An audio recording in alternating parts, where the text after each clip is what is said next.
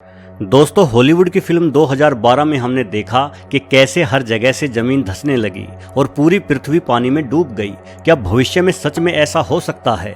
हम सब जानते हैं कि ग्लोबल वार्मिंग की वजह से पृथ्वी के तापमान में तेजी से बढ़ोतरी हो रही है और ध्रुवों की बर्फ लगातार पिघल रही है। इस कारण दुनिया के कुछ हिस्से बड़ा दुष्प्रभाव भी झेल रहे हैं, जैसे कि उत्तरी कनाडा, जहां पानी का स्तर बढ़ने के कारण सड़क और पुल टूटकर गिर रहे हैं। साथ ही हाल ही में अलास्का में बहने वाली अंडरग्राउंड पानी और सीवर की पाइपलाइनें पृथ्वी के बढ़ते तापमान से होने वाले कुछ बड़े स्वर्नाशों के प्राथमिक उदाहरण हैं। लेकिन अगर हम मान भी लें कि ध्रुवों की तमाम बर्फ पिघल जाती है, तो भी पृथ्वी पूरी तरह से जलमग्न नहीं हो सकती। हाँ, पृथ्वी का जल स्तर करीब 250 फीट अधिक हो जाएगा, जिस कारण भारत के मुंबई, गोवा, कलकत्ता समेत दुनिया भर के कई बड़े शहर पानी में डूब जाएंगे।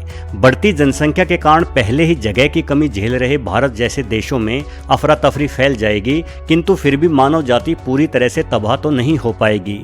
लेकिन दोस्तों, अगर आपको लगता है कि बढ़ते तापमान के कारण ध्रुवों की पिघलती बर्फ ही इकलौती समस्या है, तो शायद आप भ्रम में जी रहे हैं। दरअसल पृथ्वी के बढ़ते तापमान के कारण पिघलती बर्फ से भी घातक समस्या है परमाफ्रोस्ट के नष्ट होने की।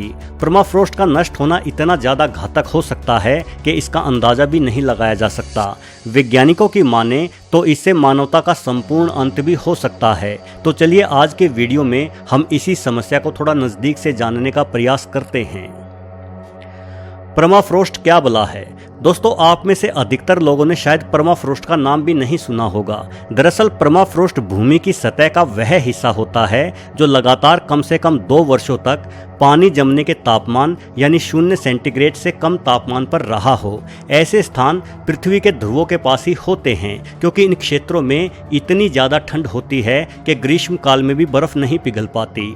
परमाफ्रोस्ट की सतह चट्टानों के टुकड़ों, रेत के कणों, कार्बनिक पदार्थों और बर्फ से बनी हुई होती है। इस प्रकार की जमीन में मौजूद पानी कम तापमान की वजह से मिट्टी के साथ मिलकर मिट्टी को इतनी सख्ती से जमा देता है कि मिट्टी सीमेंट या पत्थर से भी अधिक कठोर हो जाती है। परमाफ्रोस्ट की मिट्टी में खुदाई करना पत्थर तोड़ने से भी ज्यादा मुश्किल कार्य होता है और इसके लिए अक्सर भारी मशीनों और औजारों की आवश्यकता पड़ती है।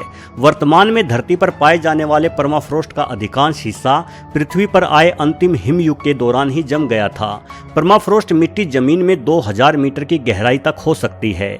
ये मिट्टी उत्तरी गोलार्ध में लगभग 25% भूमि की सतह पर कब्जा जमाए हुए है, जिसमें अलास्का, साइबेरिया, ग्रीनलैंड, कनाडा और रूस जैसे देश शामिल हैं। वहीं दक्षिण गोलार्ध में परमाफ्रोस्ट का क्षेत्र अंटार्कटिका और न्यूजीलैंड के कुछ हिस्सों में है।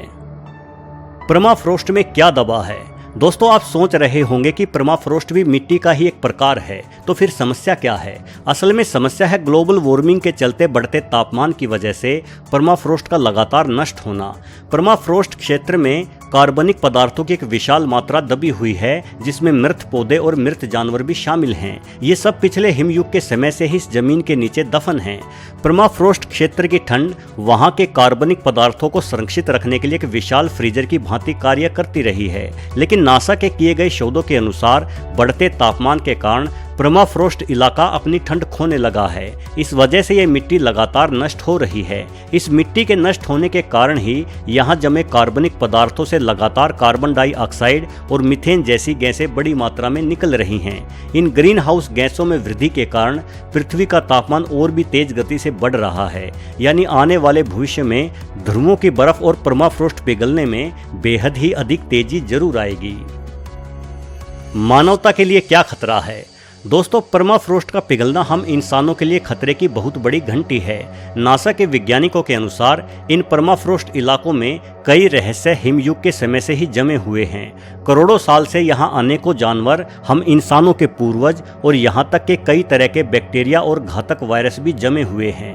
अब इंसानों के पूर्वज और जानवर तो दोबारा जिंदा नहीं हो सकते, परंतु यहाँ जमे बैक्टीरिया और निष्क्रिय पड़े वायरस इस मिट्टी के पिघलने की वजह से कभी भी सक्रिय हो सकते हैं। दोस्तों, बैक्टीरिया बेहद ही विषम परिस्थितियां होने के बावजूद भी नष्ट नहीं होते।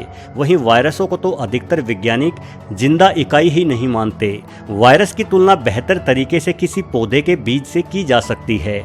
जिस तरह से एक बीज कई सालों तक निष्क्रिय पड़ा रहता है, उसमें कोई बढ़ोतरी नहीं होती, लेकिन जैसे ही उस बीज को मिट्टी और नमी मिलती है तो बीज में अंकुर फूटने लगता है और देखते ही देखते कुछ ही सालों में वो बीज एक पेड़ का आकार ले लेता है। ऐसा ही स्वभाव वायरसों का भी है। कोई वायरस करोड़ों सालों तक निष्क्रिय पड़ा रह सकता है, लेकिन जैसे ही उस वायरस को किसी जीव का शरीर मिलता है तो वो वायरस उस जीव के डीएनए के साथ मिलकर अपनी बढ़ोतरी शुरू कर देता है। आज ऐसे ही असंख्य वायरस परमाफ्रोस्ट मिट्टी में करोड़ों प्रकार के जीव जंतुओं और पेड़ पौधों के साथ निष्क्रिय अवस्था में दफन हैं। लेकिन जैसे जैसे ये परमाफ्रोस्ट इलाके गर्म हो रहे हैं तो यहाँ दफन पुराने वायरस और बैक्टीरिया भी रिलीज हो रहे हैं। ये बैक्टीरिया और वायरस कभी भी कोई घातक बीमारी लेकर हमारे जीवन को तबाह कर सकते हैं। ऐसी बीमारियां जिनका शायद हम इलाज भी ना ढूंढ पाएं।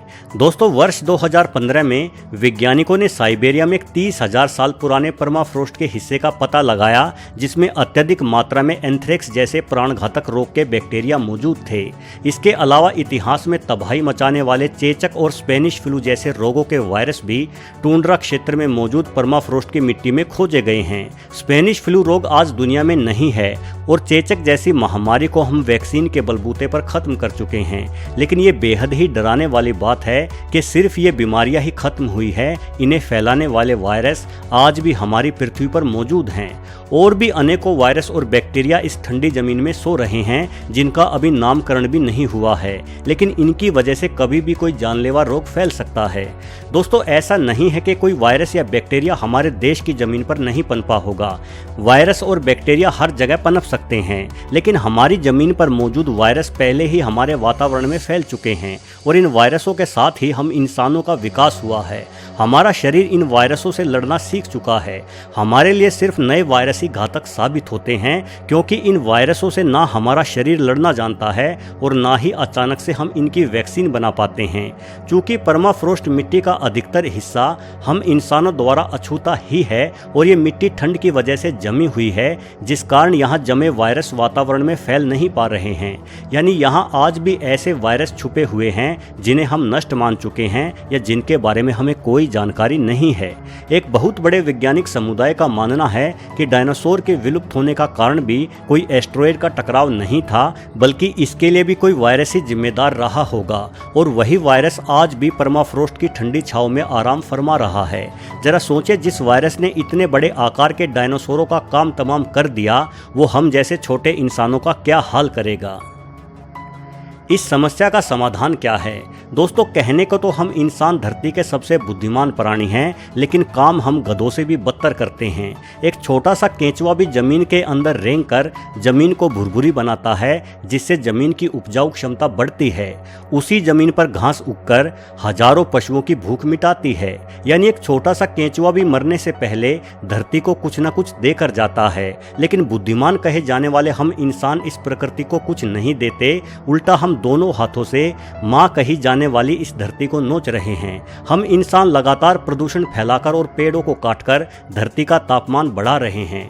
बढ़ते तापमान के कारण अब आर्कटिक क्षेत्र में ग्रीष्मकाल लंबा होने लगा है। यही वजह है कि परमाफ्रोस्ट की ऊपरी सतह पर दरारें आनी शुरू हो गई हैं, जिस कारण कनाडा और अलास्का में इस मिट्टी के ऊपर बनी कई इमारतें, पुल और बांध आदि ढहने की घटनाएं भी हो चुकी हैं। साथ ही हम बुद्धिमान इंसान आज अपने लालच के चलते कीमती धातुओं और पेट्रोलियम के खनन के लिए भी परमाफ्रोस्ट इलाकों में खुदाई करके भी इस मिट्टी को नष्ट कर रहे हैं। इसी वजह से इस मिट्टी में दफन अनेकों वायरस और बैक्टीरिया लगातार समुद्रों में घुल रहे हैं और समुद्री जीवन को नष्ट कर रहे हैं। कुछ वैज्ञानिकों का मानना है कि वर्तमान में सारी दुनिया के बुद्धिमान इंसानों को अपने घरों में कैद कर देने वाला कोरोना वायरस भी इसी मिट्टी से समुद्री जीवों में फैलते हुए हम इंसानों तक पहुंचा है। दोस्तों, परमाफ्रोस्ट में मौजूद बैक्टीरिया या वायरसों से तब तक हमें कोई खतरा नहीं है जब तक ये वायरस ठंडी धरती में दबे हुए हैं। लेकिन साल दर साल हमारे वायुमंडल की गर्मी बढ़ती ही जा रही है। हालांकि वातावरण की गर्मी बढ़ने की रफ्तार काफी धीमी है, इसलिए परमाफ्रोस्ट के नष्ट होने की दर भी धीमी ही है। लेकिन परिस्थितियों को संभालने का मौका भी यही है। अगर तापमान बढ़ोतरी में तेजी आई तो हमें संभलने का अवसर भी नहीं मिलेगा। अतः हमें अब गंभीरता से प्रदूषण कम करने और परमाफ्रॉस्ट इलाकों में खनन रोकने पर विचार करना होगा, वरना अभी मामूली समझे जाने वाली ये समस्या कहीं निकट भविष्य में सारी मानवता को ही ना निगल जाए। वीडियो देखने के लिए आपका बहुत बहुत धन्यवाद।